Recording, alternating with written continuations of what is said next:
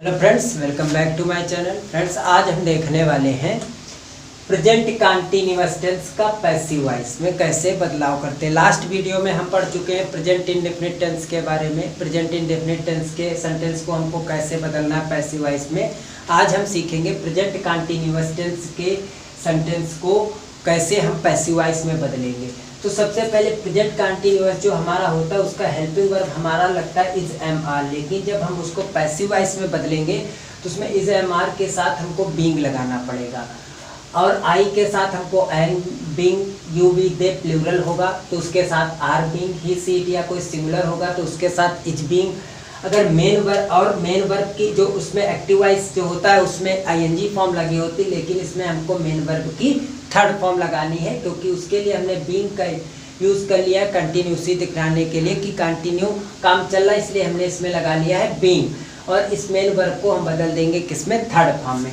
तो हमारा जो पॉजिटिव एक्टिव वॉइस का रूल होता है वो ये होता है subject is am are, verb की ING form plus object plus other word.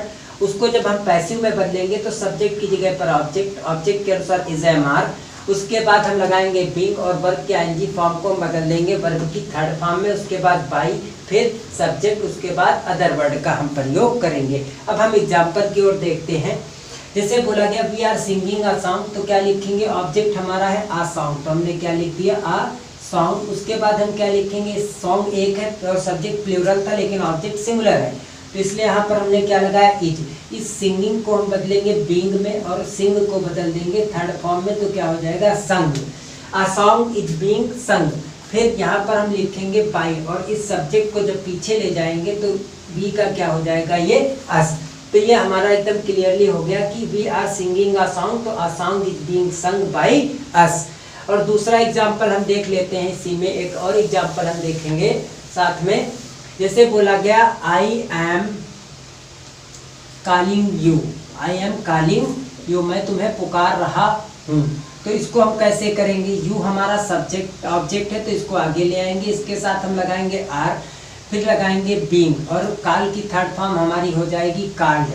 तो यू आर बीइंग कॉल्ड, फिर बाई आई को हमने किस में बदल दिया मी में। कोई दिक्कत है इसमें नहीं ना, तो इतना समझ में आ गया होगा। अब हम देखने वाले हैं निगेटिव टेंस का निगेटिव रूल जो एक्टिव से पैसिव में बदलना है।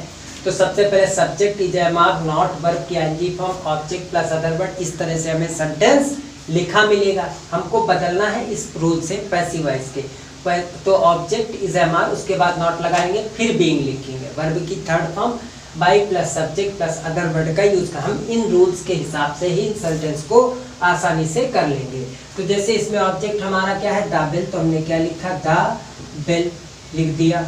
अब इसमें हम क्या लगाएंगे इज एम आर, वर्ब सब ऑब्जेक्ट हमारा सिंगुलर है तो इसमें हमने क्या लिखा इज, फिर क्या लिखेंगे नॉट। अब रिंगिंग लिखा है तो यहाँ पर हम लगाएंगे बीइंग, तो हमने लिख दिया being. The bell is not being लिख दिया, the bell is not being. अब रिंगिंग की थर्ड फॉर्म हमारी हो गई रंग, रिंग रैंग रंग। उसके बाद हम लिखेंगे बाई और हमारा जो और सब्जेक्ट है वो है नाउन, तो उसको हम बदल नहीं सकते इसलिए हम उसको वैसे का वैसा उतार लेंगे। अब अगला हम देखेंगे, जैसे they are not playing cricket, यहाँ पर लिखा ऑब्जेक्ट हमारा क्या है क्रिकेट, तो हमने क्या लिखा क्रिकेट।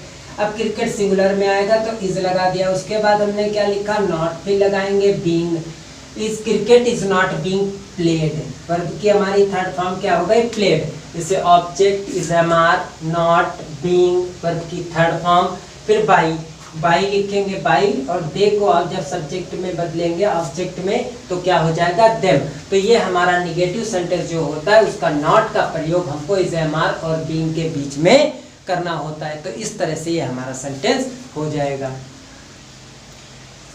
अब हम देखेंगे प्रेजेंट कंटीन्यूअस पैसिव वॉइस का interrogative rule first type. Interrogative rule first type, तो इसमें क्या होता है एक्टिव वॉइस में इज एम आर। अब हम देखेंगे इंट्रोगेटिव, जैसे बोला गया is am are, subject, verb की ING form, object, other word. तो पैसिव जब बनाएंगे तो इज एम आर की जगह पर इज एम आर, सब्जेक्ट की जगह पर ऑब्जेक्ट और वर्ब की आईएनजी की जगह पर बीइंग, फिर वर्ब की थर्ड फॉर्म, फिर by plus subject plus other word.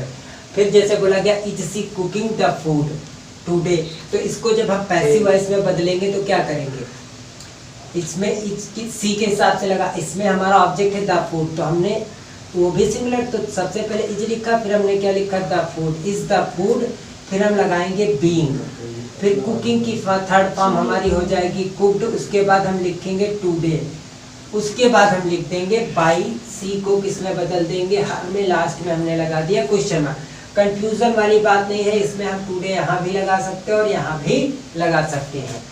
अगला सेंटेंस हम देखेंगे, जैसे are they doing their work, तो इसमें देयर वर्क है, सिंगुलर में आएगा, तो इसमें हमने क्या लिखा, is their work, is their work, फिर हम क्या लिखेंगे, बीइंग, फिर क्या लिखेंगे, डूइंग की थर्ड फॉर्म डन, फिर उसके बाद बाई, दे को हम किस में बदल देंगे, देम में, और ये हमारा इस तरह से हो जाएगा। अब आगे इसी में हम इंट्रोगेटिव फर्स्ट में ही सेकंड को ढूंढ लेते हैं। जैसे कैसे, ध्यान देंगे, जैसे कोई भी क्वेश्चन वर्ड इसमें लिखा, उसी क्वेश्चन वर्ड को क्या करेंगे, हम चुपचाप इसमें उतार लेंगे। जैसे यहाँ पर लिखा होता why is she cooking the food today, तो इस वाई को हम इसमें भी वैसे उतार सकते हैं, वैसे उतार लिया। जैसे are they doing their work, where यहाँ पर लगा दिया, where are they doing their work, उसी तरह से इसको भी हम पैसिव वॉइस में उतार लेंगे। तो हमारा जो इंट्रोगेटिव WH टाइप होगा वो हमारा इसी प्रकार से बन सकता है आराम से।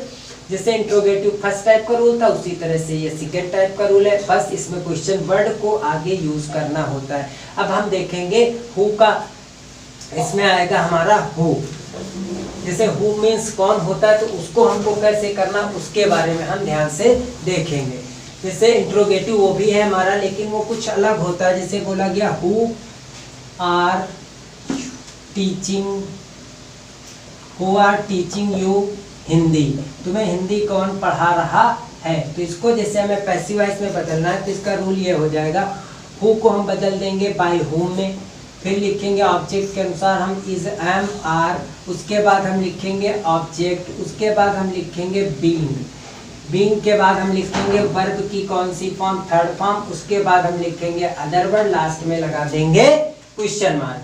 तो जैसे बोला गया who are teaching you Hindi, तो हु को हमने किस में बदला, बाई हुम में, उसके बाद हम क्या लिखेंगे, इज या आर, तो यहाँ पर हमने ऑब्जेक्ट हमारा क्या है, हिंदी हम मान लेंगे, तो हिंदी लिख दिया, बाय होम इज हिंदी, फिर क्या लिखेंगे, बीइंग, क्या लिखेंगे, बीइंग, टीच की थर्ड फॉर्म क्या होगी, टॉट, फिर इसको हम क्या लिखेंगे, बाई, बाई तो लगा नहीं सकते क्योंकि बाई हमने पहले लगा लिया, बीइंग टॉट, फिर क्या लिखेंगे, यू, इसको हम एक तरीके से और कर सकते हैं ऐसे, क्या लिखेंगे, by whom are you being taught Hindi. हम इसमें ऑब्जेक्ट डबल है इसलिए इसको इधर उधर लिख सकते हैं। तो आप लोगों की समझ में क्लियरली हमारा जो प्रेजेंट कंटीन्यूअस टेंस है उसका पैसिव वॉइस आ गया होगा। तो सबसे मोस्ट इंपॉर्टेंट है इसके रूल, अगर हमको रूल आता है तो हम उस सेंटेंस को कर सकते हैं। सब्जेक्ट को ऑब्जेक्ट, हेल्पिंग वर्ब और मेन वर्ब, सभी सेंटेंस जितने भी टेंस है सब में हमको वर्ब की थर्ड फॉर्म ही लगानी होती है। अगर आपको वीडियो पसंद आई तो लाइक करें। Thanks for watching.